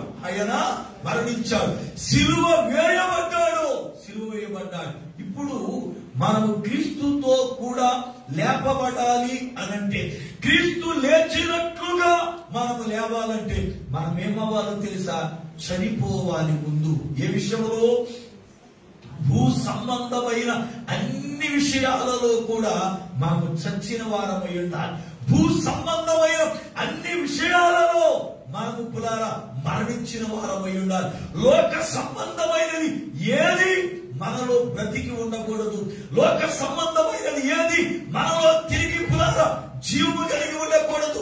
ప్రతి ఒక్కటి పాతది, పాప సంబంధమైనది చచ్చి ఉండాలి అంటే ప్రభువు సిలువ వేయబడినట్లుగా మనము సిలువ వేయబడాలి. మనం ఏం పడాలి? పౌలు అంటాడు, నేను క్రీస్తుతో కూడా సిలువ వేయబడి తిని. నేను క్రీస్తుతో కూడా సిలువ వేయబడి తిని. జాగ్రత్తగా గమనించా. చాలా మంది నేను అప్పుడు గమనిస్తా ఉంటా. అంటే మరి అదేమన్నా అలవాటు లేకపోతే రోగం నాకు తెలదు. ఏమండి, మీలో కూడా ఈ బ్యాచ్ ఉండొచ్చు. ఏంటి అంటే గుళ్ళోకి రాగానే, లేకపోతే ప్రార్థన అవగానే, లేకపోతే ఎక్కడైనా గుడి కనపడగానే ఎట్లా అనుకుంటారు ఏంటో తెలదన్నారు. అదొక రోగము, అలవాటు. మరి ఏమండి, ఇలా ఎందుకు సిలువ వేసుకున్నావు? నువ్వు వేసుకోవచ్చు నిన్ను సిలువ. జాగ్రత్తగా గమనించాలి. మనము సిలువేసుకుంటే అవదు సిలువ. ఎందుకు అవదు అంటే, సిలువ వేయాలంటే ఏం చేయాలా? 2 చేతుల్లో మెగులు కొట్టబడాలి, కాళ్ళల్లో మెగులు కొట్టబడాలి. రైట్. ఈ చేయి పెట్టి కాళ్ళలో కొట్టుకున్నాం, ఈ చేయి పెట్టి ఈ చేతితో కొట్టుకున్నాం. మరి ఈ చేతికి ఎవరు కొడతారు? నీ చేతులు నువ్వు కొట్టుకోలేవుగా. అంటే మనం సిలువ వేసుకుంటే ఉపయోగం ఉందంటారా? మనం సిలువ వేసుకుంటే ఉపయోగం ఉందంటారా? ఈ జొబ్బేమని ఉంటే మానేద్దాం, వివాదించి మనం. అవునా కదా? ఏమంటే ఇది ఒక అలవాటు అన్నమాట. అంతే. నువ్వు వేసుకోకూడదు. వాక్యము చేత నువ్వు సిలువేయబడాలి. నీకు స్తోత్రం. ప్రభువు నిన్ను సిలువేయాలి. అంతేగాని మనం వేసుకుంటూ చేయి మిగిలి ఉంటుంది. నాకు స్నేహితుడు ఉన్నాడు, కేకు అక్కవరం అని, ఏలూరికి ఏజెన్సీ ప్రాంతం, భయంకరమైన ప్రాంతం. అది చేతబడులు చేసే ప్రాంతం, నరబలిచ్చే ప్రాంతం, భయంకరమైన ప్రాంతం. అని వాడు నేను విజయవాడలో ఫ్రెండ్స్. నేను రక్షించబడ్డాను. ఆ తర్వాత నేను సేవకుడు అయ్యా. వాడికి తెలియదు నేను సేవకుడైన సంగతి తెలియదు. వాళ్ళ ఊరి పక్కన ఊరికి నేను సభలకు వెళ్ళాను. ఊరి పక్కన ఊరి సభలకు వెళ్తే వీడు ఫుల్ డ్రింకర్. ఎందుకో ఆ సభలకు వచ్చాడు. ఆ సభలకు వచ్చినప్పుడు నన్ను చూసాడు. నన్ను చూసి దగ్గరికి వచ్చేసి, నేను సేవకుడే కదా, అందరి మధ్యలో కూర్చున్నాను, చుట్టూ కూడా ఉన్నాడు, మాట్లాడుతున్నాను. వీడు వచ్చేసి, ఎలా ఏం మామూలు వచ్చావన్నాను. వాళ్ళందరూ స్టక్ అయిపోయి ఆస్తిగారిని పట్టుకుని, ఎలా మామూలు వచ్చావు తాగుతాడు. ఏం మాట్లాడతాం తెలియదు. పైగా మనం పట్టుకున్నాడంటే రారా అన్నాను. నేను ఏరంటాడు, నేను ఏరంటాడు. నేను పాస్టర్ గారినైనా మేము ఫ్రెండ్స్నే. ఏమండి, కనుక రారా అన్నాను. వచ్చాడు. ఏంటో నువ్వేంటి ఇక్కడ ఉన్నావు అన్నా. నేను అప్పటికే తాగేసి రోడ్లో ఉన్నాడు. మా ఊరే కదా, ఇది మా ఊరికి వచ్చి నువ్వు నన్ను అడుగుతూ పెట్టన్నాడు. ఈ ఊరే మీ ఊరు అంటే, ఈ ఊరు కాదులే పక్కన ఊరు అన్నాడు. నన్ను మీటింగ్ పిలిచి అలా వచ్చానని వాళ్ళకి చెప్పాడు. ఇది నా ఫ్రెండ్ విజయవాడలో ఉన్నప్పుడు పాత బ్యాచ్లే ఏంటి, నేను సేవకుడు అయ్యేది వీడికి తెలియదు సంగతి అని చెప్పి పిచ్చిపాటి మాట్లాడతారు. ఆ రాత్రి వాక్యం విన్నాడు. వాక్యం విన్న తర్వాత ఆడేమన్నంటే, నేను కూడా మారాలి, ఎందుకంటే వీడు మారాడు సుధీర్గాడు, నేను కూడా మారకపోతే ఇంతే బతుకే కదా. ఎందుకంటే మా బ్యాచ్ లో ఉన్నవాడు చాలా మంది చచ్చిపోయారు, చాలా మంది నరికేపడ్డారు, చంపబడ్డారు. ఈ పరిస్థితుల్లో నేను కూడా మారాలి, మారకపోతే ఇక పని అవ్వదని చెప్పారు. వచ్చే నెలలో మా ఊరిలో నేను మీటింగ్ పెడతాను, నువ్వేరా, అదంతా నువ్వే చూసుకో, ఖర్చు అంతా నేనే పెట్టుకుంటా. ఆ 3 రోజులు అయిపోయిన తర్వాత నువ్వే ఇదిగో మీ మతంలోకి నన్ను మార్చేయి అన్నాడు. అంటే ఆడు ఉద్దేశం బాప్తిస్మం అని. ఆడికి 5 ఏళ్ళ కదా. సరే అని చెప్పి డేట్లు ఇచ్చాను. నేను డేట్లు ఇచ్చి 3 రోజులు మీటింగ్స్కి వెళ్ళా, 3 రోజులు వాక్యం చెప్పా. ఆఖరి రాత్రి బాప్తిస్తా. అడవులో చెరువు ఉంది. చెరువు ఉంటే వారితో చెప్పారు, అబ్బాయి నువ్వు బాప్తిస్మం పొందక ముందే నీ ప్రతి పాపాన్ని ఒప్పుకోవాలా. ఎంతమంది ఎవరితో గొడవలున్నా కక్షలున్నా వెళ్లి చేతులు అట్టుకుని తెలియకేదో చేసేలా క్షమించమని అడిగిరా. అంతేగాని ఏమి కూడా నువ్వు నిలబెట్టుకోవద్దు. ఇంతకుముందు ఎక్కడ సారా కొట్టుకాడ తాగేసి అప్పే కొడితే తెలియకేదో చేసేయాలని అప్పు కట్టొచ్చాయి. కిరాణా కొట్టుకాడ దౌర్జన్యం తెచ్చేస్తే కట్టేసిరా. ఎవరికైనా అప్పు తీసుకుని అప్పుడు ఇచ్చాయి. ఎవరైనా ఇంట్లో వస్తువులు కానీ ఎందుకంటే పక్కన తీసుకొచ్చి ఇంట్లో పెట్టి దెబ్బలాడికి వెళ్ళిపోతారు కదా మనవాళ్ళు. అవునా కదా? ఇప్పుడు మేము ఫ్లాట్లో ఉంటాను. ఏమండి, ఏదో ఆద మనిషి బయట ఏదో వస్తువు వదిలేస్తాం. వస్తువు వదిలేస్తే పక్కింటి మనం చూసి ఆ ప్రార్థన కడుతుంది, పైగా దీర్ఘ ప్రార్థనలు చేస్తుంది. కాబట్టి నువ్వు వదిలేసి వస్తువు తీసి జాగ్రత్త పెట్టి వచ్చిన తర్వాత, అమ్మా ఏదో కంగారు అనుకుంటా, వస్తువులు పడేసామమ్మా, ఇది చాలా విలువైంది కదా, ఇక్కడ ఇది ఒక కనుక ఇది ఇంట్లో పెట్టుకో అని చెప్పి తిరిగి వాళ్ళ ఈ అమ్మాయి గబ్బుకు ఇంట్లో దాచేస్తుంది. పాపం వచ్చిన మనిషి ప్లాట్ అంతా ఎదుర్కొని నాది పోయింది అని చెప్పి ఏదో అక్క నువ్వు తీసావా అంటే సారు నేను ఎలా కనపడతాను నీకంటే నేను దొంగ కనపడతాను అనుకున్నావా? దాచేసిన సొమ్ము ఇంట్లోనే ఉంటది, అవునా కదా? దాచిన సొమ్ము ఇంట్లోనే ఉంటది. అదే పంచ కింద ఏమో ఏడుతా ఉన్నది, మన పడతా ఉన్నది, నన్ను ఇక్కడ దాచిందో అని. ఏమన్నా ఈ మనిషి మాత్రం దెబ్బలు ఆడుతా ఉన్నది. పైకి గుళ్ళోకి వచ్చి ఏడుపు ప్రభువా నీకు స్తోత్రం. ఇలాంటి ప్రార్థన దేవుడు ఇష్టపడతాడా? అలాంటి వాడు దేవుడు ఒప్పుకుంటాడా?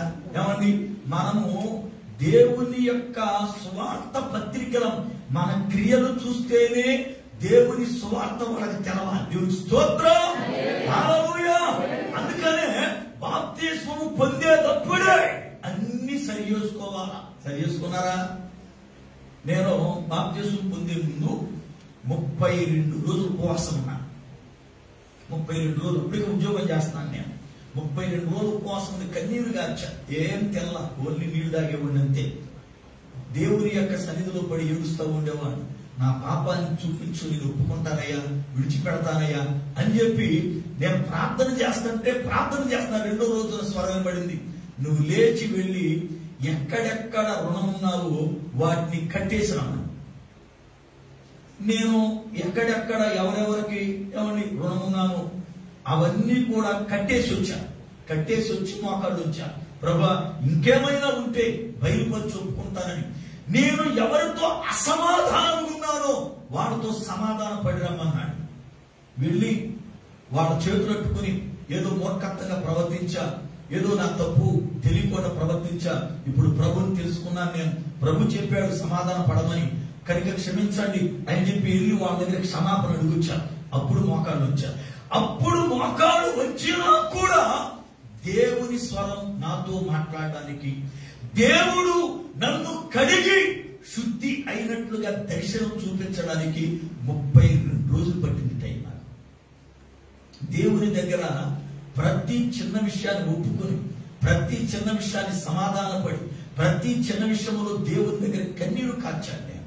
ప్రభు పాద సన్నిధిలో పాపాన్ని ఒప్పుకోవడం అని అంటే మామూలు విషయం కాదు. ఆయన బయలుపరుస్తున్నప్పుడు గుండెలు పగిలి కన్నీరు కార్చి ఆయన పాదాలు కడగాలి. 32వ రోజున మధ్యాహ్నం 12 గంటలకి అదొక హాస్పిటల్ లాంటి రూము. ఆ రూమ్ లో పేషెంట్ వల్ల నన్ను పండుకోబెడితే ఒక డాక్టర్ గారు లాంటి వ్యక్తి వచ్చి కంఠస్వరం మొదలుకొని గుండె వరకు చీల్చి లోపల ఉన్న మురుకంతా కూడా ఒక స్పాంజీ లాంటి దాన్ని పెట్టి శుభ్రంగా తీసి పిండేసి లోపల కడిగి వెలుతురు లాంటి ఒక క్యాండిల్ లోపల పెట్టి కుట్లున్నట్లుగా దర్శనం చూశా. ఆ దర్శనం చూచిన తరువాత నా అంతరంగ స్వభావం మారింది, నా హృదయ పరివర్తన మారింది. అప్పటి వరకు కఠినత్వం, అప్పటి వరకు క్రూరత్వం, అప్పటి వరకు భయంకరమైనటువంటి జీవితం జీవించారు. ప్రభువు చేత కడగబడి శుద్ధీకరించబడినప్పుడు పాతయన్నీ పోయింది. రక్షణ పొందడం, బాప్తిస్మం పొందడం అంటే ఎక్కడెక్కడ పెట్టేసుకుని పొందడం కాదు, అన్ని క్లియర్ చేసుకుని పొందాలి. దేవునికి స్తోత్రం. అన్ని క్లియర్ చేసుకుని పొందాలి. ఇప్పుడు సచినోడు చావకు ముందు ఒంటి మీద చాలా ఆభరణాలు ఉంటాయి, అవునా కదా? ఏమండి, చాలా మంది ఆడపిల్లైనా మగపిల్లైనా ఉంగరాలని వాచీలని ఏమండి రకరకాలు పెట్టుకుంటారు. సచిన కన్నీ ఓడగొడతారా లేదా తలకు పారేస్తారండి? చెప్పాలి గట్టిగా. అన్ని ఓడగొడతారు, ముక్కు పొడ కూడా మీకేస్తా, అవునా కదా? ఏమండి, చెవులు దుద్దులు కూడా మీకేస్తా, అవునా కదా? ఇప్పుడు అన్ని పీకే సమాజం అయిపోయినప్పుడు నువ్వు బాప్తిస్మం పొందేటప్పుడు కూడా అన్ని సరి చేసుకునే పొందాలి. అంతేగాని అబ్బాయి అది తీసేయాలని అయ్యారు, కొంచెం ఉంచుకుంటాను, నా సంవత్సరం తర్వాత సరి చేస్తానంటే కుదరదు. వీడు క్లియర్ గా చెప్పా, రే అన్ని ఒప్పుకోవాలి, అన్ని విడిచిపెట్టాలి, కనుక అన్నిటికి సిద్ధం అంటే సిద్ధమేరా అన్నాడు. సరే అని చెప్పి వీడి చెరువులో తీసుకెళ్ళి నేను ముందు చెరువులోకి వెళ్ళి ప్రార్థన చేశాను. ఆడు పంపించమన్నా, ఆడు వచ్చేటప్పుడు వెనకాల సంఘపెద్ద దగ్గరికి వచ్చాడు. కొందరు సంఘపెద్ద ఆగిపోయాడు. వాడు వచ్చిన తర్వాత వాడిని నేను అడిగా, బ్రేక్ ఇదిగో అన్ని ఒప్పుకున్నా, సరి చేసుకున్నా, క్రీస్తు కొరకు బ్రతుకుతాను అన్నాడు. రైట్, అయితే ఇప్పుడు నేను ప్రార్థన చేసిన తర్వాత నిన్ను పూర్తిగా ముంచుతాను, పూర్తిగా మునుగు, తర్వాత లేపుతాను అన్నాడు. ఆయన అంటాడు, రే మొత్తం అంతా ముంచు, నేనేం కాదాను, కానీ కుషే మాత్రం వదిలేను. మొత్తం అంతా మునుగుతారంటే ఈ చేయి మాత్రం ముంచకూడదంట. అదేంట్రా మొత్తం అంతా మునగాలి చేయి పైకి ఎట్టకూడదంటే అంటాడు అవసరమైతే వచ్చే నెలలో మళ్ళీ మీటింగ్ వెళ్తా అప్పుడు వచ్చి దాని నుంచి అంటాడు. ఎందుకు ఏంట్రా సంగతి కుడి చేయి ఎందుకు ముచ్చకూడదంటే అంటాడు ఒకటి వేసేయాలా వేసేయాలంట. అందుకని అది చావదంట. ఏమండి నేను నోరు పిచ్చి పిచ్చి వేసేదైపో అలాంటివన్నీ తీసేసుకుని తప్పది. ప్రభు నమ్ముకున్నా గనక ఇంకెవరితో గొడవ ఉండకూడదు, ఎవరి మీదకి దెబ్బలాటకి వెళ్తుంది. ఎందుకంటే మహాముండోడు అనమాట. అడ్డంగా దెబ్బలాటకి వెళ్ళిపోతాడు. అడ్డంగా ఆడు తప్పైనా సరే వెళ్ళిపోతాడు దెబ్బలాటకి. అంత ముండోడాడు మా బ్యాచ్. కనుక నేను చెప్పి అలాంటి ఏముండకూడదు అంటే సరే అయితే మానేద్దాలి. అప్పుడు ఒక పావు గంట డిస్కషన్ తర్వాత అప్పుడు ఈ చేయకూడదు కింద వెళ్తే అప్పుడు ముంచే పూర్తిగా అడిగాను. మన జీవితంలో క్రీస్తుతో లేపబడాలి అంటే ముందు చచ్చి ఉండాలా? ఏం కావాలా? ముందు మనం చచ్చి ఉండాలి. చచ్చామంటారా?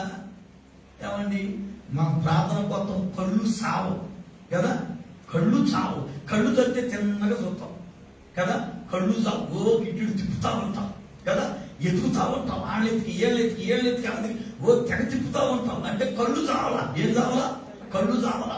మనిషి ఎదురుగా కూర్చుంటాం, వాక్యం విన్నట్టే కనపడతాం, చెవులు మాత్రం ఎక్కడో పనిచేస్తా ఉంటాయి. చెవులు చావలా? అవునా కదా, చెవులు చావలా? చేతులు చావలా? గుళ్ళు కూర్చోబెట్టి పెడతాం, చేతులు బయట పెడితే పక్కన పుడుతా ఉంటాం. చేతులు చావలా?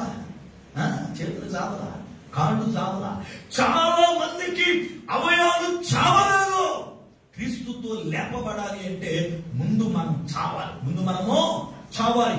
ముందు మనం చావాలి అంటే సిలువ వేయబడాలి. దేవుని స్తోత్రం. మనల్ని మనం వేసుకుంటే చేయి మిగిలిపోతాయి. అర్థమైందా? మనల్ని మనం వేసుకోకూడదు. ప్రభువు చేత సిలువ వేయబడాలి. ప్రభు మన ప్రతి పాపమును సిలువ వేసి మనల్ని నీతిమంతులుగా పైకి లేపుతాడు. దేవుని స్తోత్రం.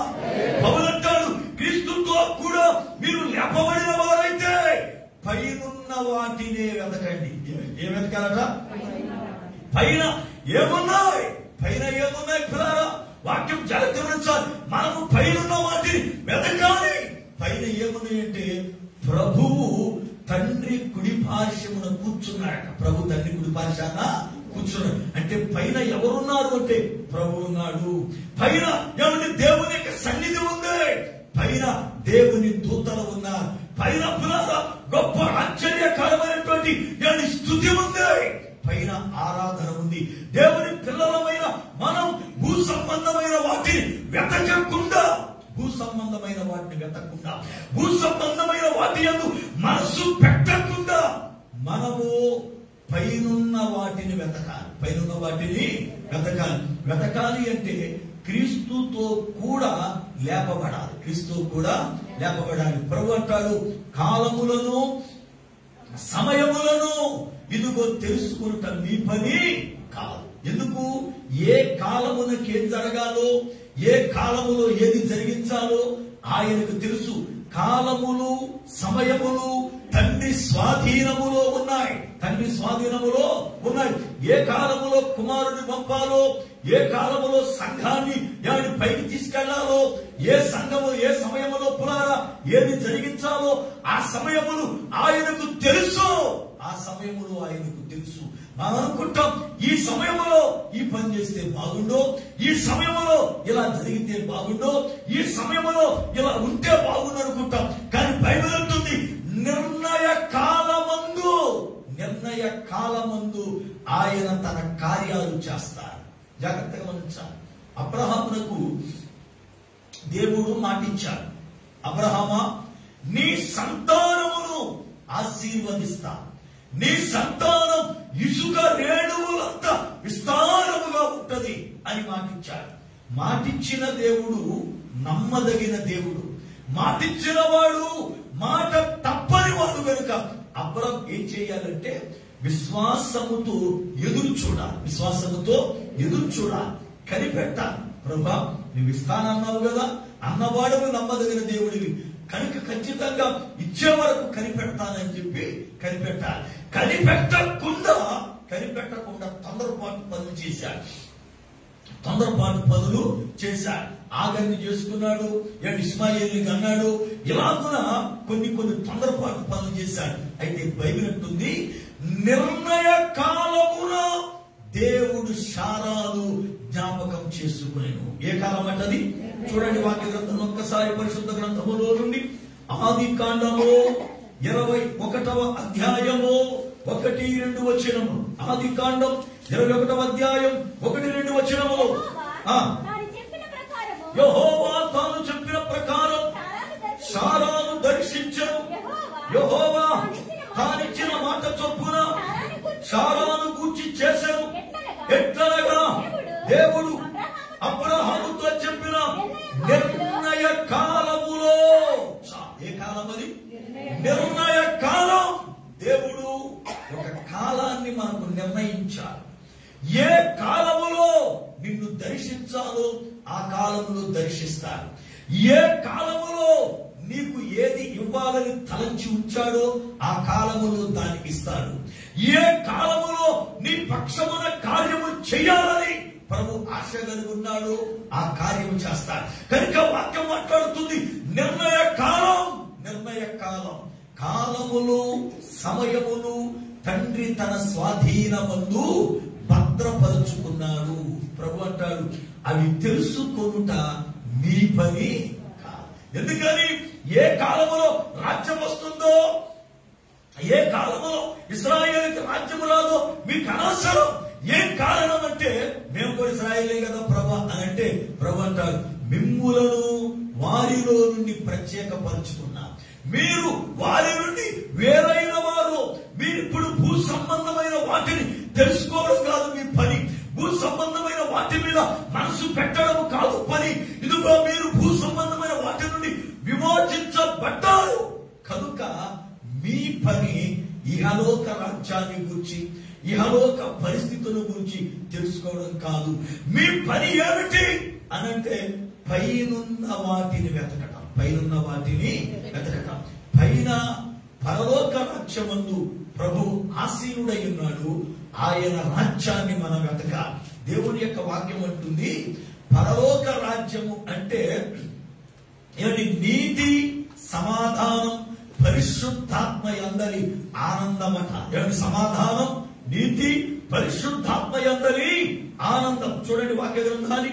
పరలోక రాజ్యం అంటే ఏమిటో, పరలోక రాజ్యాన్ని గురించి ప్రభు ఏం మాట్లాడాడో దేవుని యొక్క లేఖనాన్ని చూద్దాం. చూడండి దయచేసి వాక్య గ్రంథాన్ని.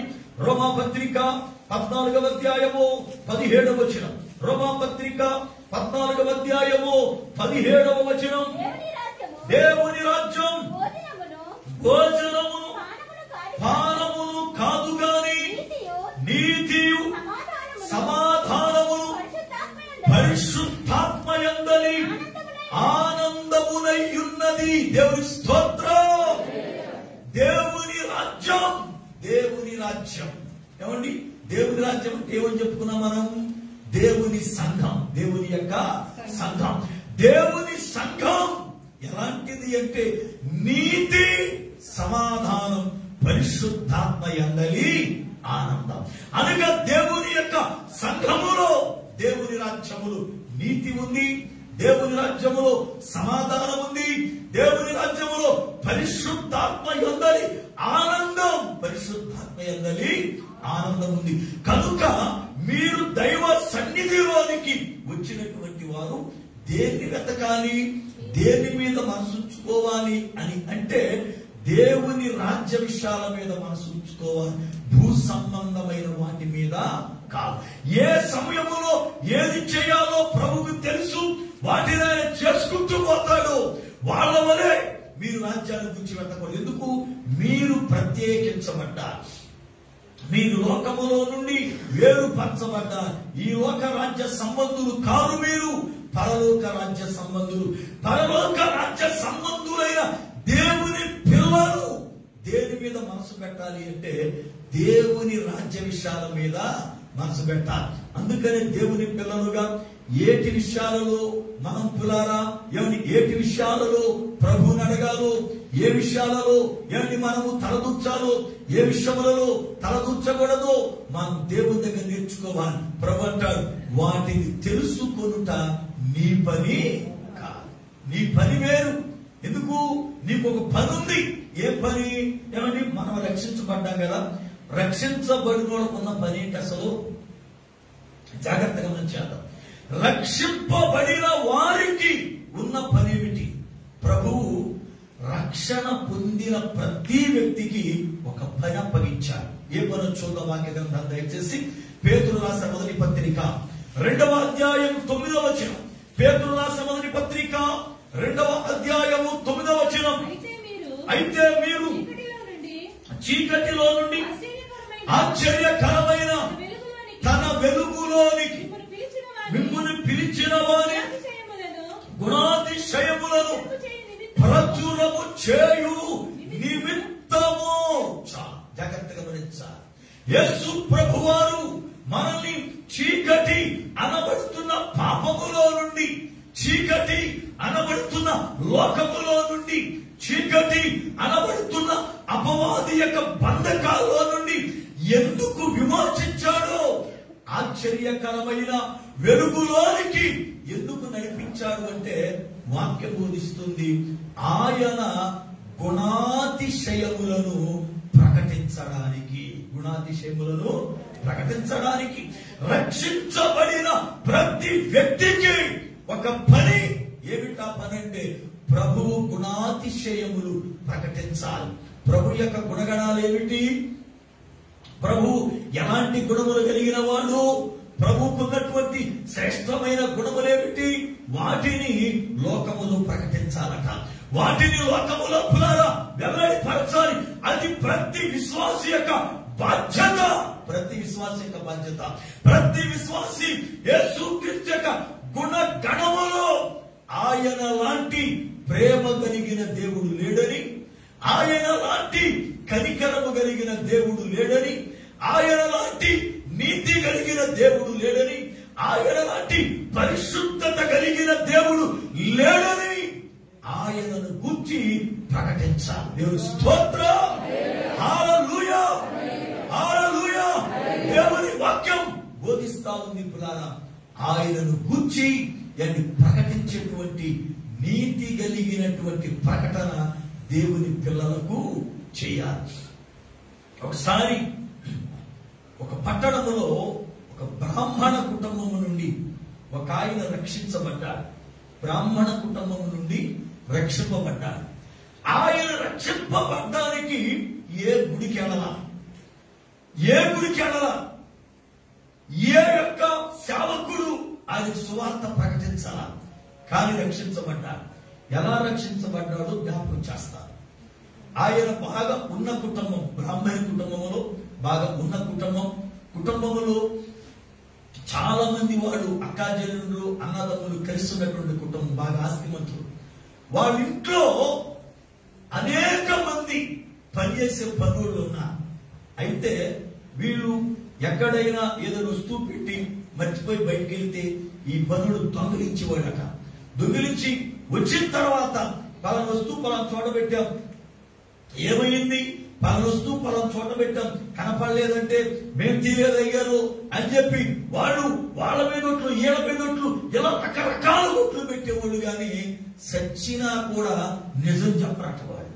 వీళ్ళు ఆలోచించారు, వీళ్ళు ఇలా ఉంటున్నారు, ఇదిగో ఇవి దోసుకుని పోతా ఉన్నారు, అడిగితే ఆళ్ళ మీద వీళ్ళ మీద ఒట్లు పెడుతున్నారు, ఇలాంటి పనులు ఉందని చెప్పి పనులు తీసేశారు. మొత్తం తీసేస్తే ఈ లోపల ఒక ఆమె, అయ్యా నేను పని చేస్తాను మీ ఇంట్లో అంటే, అమ్మా ఇదిగో ఇప్పటికే పెట్టుకున్నాను, తీసేసాము, మరి నువ్వు ఎలా ఉంటామంటే, నన్ను చూడండి, ఒక 2 నెలలు నెల చూడండి, నా ప్రవర్తన మీకు నచ్చకపోతే మీరు తీసేయండి అని చెప్తే సరే అని చెప్పిలారా ఈమెను పెట్టుకున్నా. అయితే పెట్టుకున్న దగ్గర నుండి ఈమెను గమనించడం మొదలు పెట్టారు. ఎందుకంటే ఎంతకుముందు పెట్టుకున్న వాళ్ళని గమనించగా నష్టపోయాం గనక అసలు ఈమె ప్రవర్తన ఏమిటి, ఈమె విధానం ఏంటని గమనించడం మొదలు పెడితే ఆమె ఉదయం వచ్చిన మొదలుకొని ఇల్లు ఊడ్చే విషయంలో గాని, అంట్లు తోమే విషయంలో గాని, బట్టలు ఉతికే విషయంలో గాని ఎంతకు ముందున్నాడు ఎవ్వరు కూడా అంత పరిశుభ్రముగా చేసేవాడు లేదు. క్రైస్తవులుగా దేవుని పిల్లలు ఇంట్లో పనులు శుభ్రముగా చేసుకోవాలి, నువ్వు ఉండేది చిన్న రూమే కావచ్చు, శుభ్రముగా ఉండాలి నీ రూమ్. ఎందుకో తెలుసా? బైబిల్ అంటుంది, నేను మీ మధ్యన సంచరించున్నట్లు పరిశుద్ధ స్థలముగా నాకు మీరు ఉండాలి అంటాడు. దేవుని స్తోత్రం. మన ఇంట్లో మన ఇల్లు ఎంత పరిశుద్ధముగా ఉంటే దేవుడు మన కుటుంబంలో సంచారం చేయడానికి అంత సంతోషపడతాడు.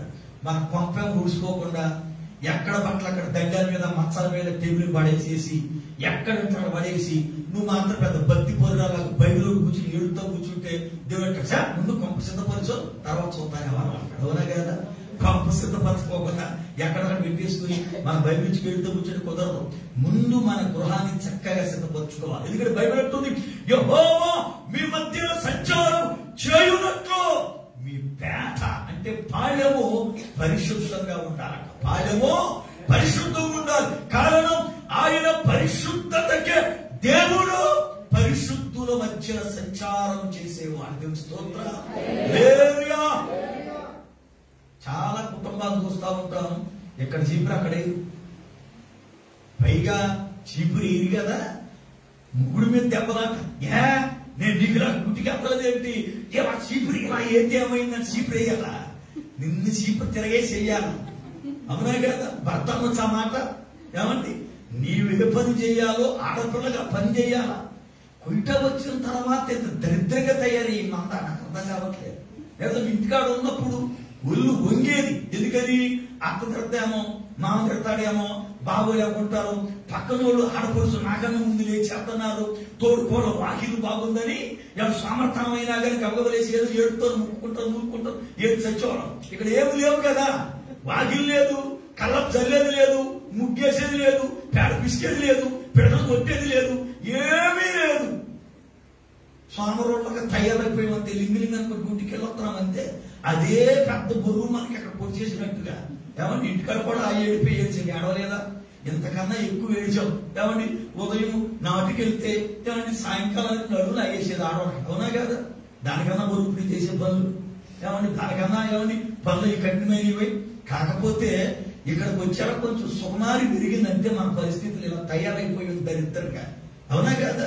ఏమండి, మన ప్రవర్తన దేవుని పిల్లలుగా పరిశుభ్రముగా ఉండాలి. దేవుని స్తోత్రం. మనప్పుడు చెబుతున్నారు, అయ్యారు మీరు కానీ వాళ్ళ ఇంటికి వెళ్తే అడుగు ఎట్టరు కాదు కదా, తిట్టేసంటారు అటు మొక్క మీద అన్నారు. ఆయన పాస్టర్ గారే. బయటకు వస్తే ఏమండి సూట్లు ఎందుకు బయటరాడు అయ్యారు? ఏమండి తక్కువ టై ఏమండి బయటకు వస్తే కబురు చూస్తే అబ్బా ఏం తప్పుకున్నావు అన్నా అని చెబుతాడు. తీర కొంపకెత్తే ఎల్లు కూడా ఉన్నాడన్నా, బయటకు వస్తే అని చెప్పి కబురు చూస్తాయి బాబు అనుకుంటా. నేను ఇంటికాడికి ఎత్తే తెలిసిందన్నా ఒక్క క్షణం నిలవలేకపోయాం. పాతిల్లు పెచ్చులు వేసిపోయి నా యొక్క బుద్ధింకలు తిరుగుతున్నాయి అన్న. మంచం పక్కనే ఏమండి ఈ యొక్క వేరే సిస్టమ్ పెట్టాడన్నా. మీరైతే అసలు సత్యం ఉండరంటే నేను నవ్వుకున్నాను నేను. ఎందుకంటే మనుషులు పైకి శుభ్రంగా పడుతున్నారు కానీ లోపలికి వెళ్తే తెలుసు దేవుని స్తోత్రం. అందుకే మీలో చాలా మంది నన్ను ఇంటికి రానిట్లా ప్రదర్శన నాకు తెలిసి మీకు పడాయి. ఉన్నాయి కదా? ప్రదర్శన అన్నప్పుడు ఎప్పుడు చూసినా బేబింగ్ ఫ్లాట్, పబుల్ ఫ్లాట్, రమణమ్మ ఫ్లాట్, పైన సామీనుల ఫ్లాట్, కింద శిరీశ్వర ఫ్లాట్, పైన ప్రసాద్ ఫ్లాట్, గంగాధర్ ఫ్లాట్, ఏడ ఫ్లాట్లే తప్ప. అయ్యారో 2 సంవత్సరాలకు కొత్త మా రూమ్ రావేంటి అని అడగడం. వచ్చి జీవితం తిట్లు అసలు పిలవపోతేనే బాగుంటది. అవునా కదా? నిజంగా మీరు పరిశుద్ధంగా ఉంటే సేవకుడు పిలవరా? ఏమన్నా నిజంగా మీరు పరిశుద్ధంగా ఉంటే ఏమన్నా సేవకులు వస్తానంటే పిలవకుండా ఉంటారా? ఎప్పుడు వస్తారయ్యా అని ఎదురు చూస్తాను. దేవుని స్తోత్రం. ఈమెను వాళ్ళు గమనించడం మొదలు పెట్టారట. అంట్లు కడగడం ఎంత నీటి కడుగుతుందో, ఏమని ఇల్లు కడగడం ఎంత నీటిగా ఊరుస్తుందో. మా ఇంట్లో మా పాస్టర్ గారిని ఎప్పుడు కూడా ఒక విషయంలో నేను మెచ్చుకుంటా ఉంటాను. ఎందుకంటే ఎప్పుడు చూసినా ఇల్లు అద్దములాగా పెట్టుంటాడు. ఎప్పుడు చూసినా సరే మేము ఉండే అద్దెల్లే ఇప్పటికి సుమారుగా 10 సంవత్సరాల మధ్య ఉంటున్నాం. ఇంట్లో 2 ఇళ్ళు మారా. ఒకటి పెంకుటిల్లు, పక్కన బిల్డింగ్ అంతే. పిల్ల పెద్ద అయిన తర్వాత బిల్డింగ్లోకి వచ్చాం పోషణ కావాలని. అది బ్రాహ్మణ ఇల్లు. క్రైస్తవులకి ఇమ్మన్నారు. పాస్టర్కి అసలేమని అన్నాడు, నాన్న నా ఒకసారి నా పరిస్థితి చూడండి, మీకు నచ్చకపోతే ఖాళీ చేస్తాను. ఆ రోజున ఆ ఇంట్లో అడుగు పెట్టాను. ఈ రోజుకి ఇంటి ఓనర్ గారితో ఎప్పుడు కూడా మాట అనిపించుకోవడం కానీ, లేకపోతే వేద విషయంలో క్రాస్ రావడం కానీ ఈ రోజుకి జరగల. నేను ఇంట్లోకి వెళ్ళినప్పుడు చూసినప్పుడు మాట్లాడా ఇంటి ఓనర్తో, ఈ రోజుకి మాట్లాడాల. పాస్టర్ గారి కార్యక్రమం అంతా చేసుకుంటా ఉంటది. ఎంత నీటిగా ఉంచుద్ది అంటే తెల్లవారుజాము 4:30 లేస్తుంది, 7:30కి కంప్లీట్ గా బట్టలు కొడడంతో సహా, భోజనం వండడంలో సహా, టిఫిన్ తో సహా అయిపోతుంది క్లియర్ గా. లేచి నేను బ్రష్ అయి టిఫిన్ చేసి 8 గంటలకల్లా ఆఫీస్కి వెళ్ళిపోయేవాడు. అంత అర్థములాగా ఇల్లు పెడద్దు మా పాస్టర్ గారు. దేవునికి స్తోత్రం, హల్లెలూయా. ఇప్పుడు మా మనవడు వచ్చాడు, పాకం పెడతాడు మొత్తం ఇల్లు అంతా. అదే నేను అర్థంలో పెట్టుకుని ఇల్లంతా పీకేస్తున్నావు అంటదాన్ని. అడు సరే మా అమ్మ చేయాలంటాడు. మళ్ళీ మన ఇల్లు ఎంత శుభ్రం ఉంటే దైవ సన్నిధి అంత మనతో ఉంటుంది. దేవునికి స్తోత్రం, హల్లెలూయా. నేను అదే చెబుతున్నా మీకు, మీరు ఉండే చిన్న రూమే కావచ్చు, ఒక సింగిల్ బెడ్డే కావచ్చు, నీట్గా చదువుకోండి, నీట్గా చదువుకోండి. ఎడమడితే ఏమిడితే పడేయదు. చక్కగా మంచం కింద ఒక వస్తువు పెట్టుకోండి, చక్కగా కట్టనేసుకోండి, చక్కగా టేబుల్ పైన పెట్టుకోండి. చక్కగా పిల్లల చూసే వాళ్ళకి చిన్నగా ఉన్న ఎంత నీటిగా ఉందరా రూము అనబడాల. దేవునికి స్తోత్రం. మన ఇంటికి వచ్చి జీవితంలో రెండోసారి అనకూడదు అన్నట్టు ఉండకూడదు, అవునా కదా? జాగ్రత్తగా మన ఇల్లు మనం చదువుకోవాలి. ఎప్పుడో సడన్ గా దర్శిస్తా. దేవునికి స్తోత్రం, హల్లెలూయా, హల్లెలూయా. గుండె రాయిపోయింది, అవునా కదా? మీరు చెప్పకుండా రాదు, మీరు చెప్పేవాళ్ళ. దేవునికి స్తోత్రం, హల్లెలూయా. ఈమెను కనిపెట్టడం మొదలు పెట్టారు. ఆమె కూర్చే విధానం, ఆమె చేసే పని. అంతేకాదు వాళ్ళు వెళతా వస్తువులు పులారా టేబుల్ పైన లేక ఎక్కడో పెట్టి మర్చిపోతే, ఏమండి డబ్బులు కట్టలు అక్కడ పెట్టి మర్చిపోతే, బంగారు వస్తువులు అక్కడ మర్చిపోతే అవన్నీ తీసి జాగ్రత్తగా దాసి వాళ్ళు వచ్చిన తర్వాత, అమ్మా మీరు వెళ్తా కంగారు, ఇదిగో బీరువాలో నుంచి ఈ డబ్బులు తీసి వదిలేసేయారు, ఇదిగో ఎంత బయటెట్టారు, ఇదిగో అక్కడ పెట్టారు చూడండి అని అప్పగించేదట. వీళ్ళకి ఆశ్చర్యం వేసిందట బ్రాహ్మణానికి. ఏంటి అమ్మాయి ఎంత ముందోడి ఎలా ఉన్నారే, ఈ అమ్మాయి ఎంత నీతిగా ఎలా ఉంటుంది, ఎక్కడ వస్తువు ఎన్నో అక్కడే ఉంటుంది, ఇల్లు చూస్తే అద్దములాగా నీటిగా ఉంటుంది. ఎంత నీతి ఎక్కడి నుంచి వచ్చింది ఈ అమ్మాయికి, ఎంత ఓర్పు ఎక్కడి నుంచి వచ్చింది అని చెప్పి ఉండబట్లేక ఒక రోజున అడిగాడట ఆయన. అమ్మా ఇంతకుముందు మా ఇంట్లో పనిచేసిన వాడు ఎక్కడైనా వస్తువు పెడితే పట్టిపోయేవాడు, దొరికేది కాదు, మాకు తెల్లని ఒడ్లు పెట్టేసేవాడు. నీ వచ్చిన తర్వాత ఎక్కడ వస్తువు అక్కడే ఉంటుంది, కళ్ళతో డబ్బులు కట్టలు బంగారం ఇలా కనపడుతుంది, ఒక్క వస్తువు కూడా నువ్వు ముట్టుకోవట్లేదు. ఎంత నీతి ఈ దినాల్లో ఎలా బ్రతుకుతున్నావమ్మా అని అడిగితే ఆ ఒక్క మాట చెప్పిందట. అయ్యా నేను నీతి సూర్యుడైన యేసు ప్రభు వారిని నమ్ముకున్నా. ఆ నీతి సూర్యుడైన ప్రభు వాక్యాన్ని వింటూ ఉన్నా. ఆయన ఇచ్చిన నీతే నేను ఒకప్పుడు దౌర్భాగ్య బ్రతుకు బ్రతికా, కానీ ప్రభు నన్ను ప్రేమించి నన్ను కడిగాడు, నన్ను రక్షించాడు.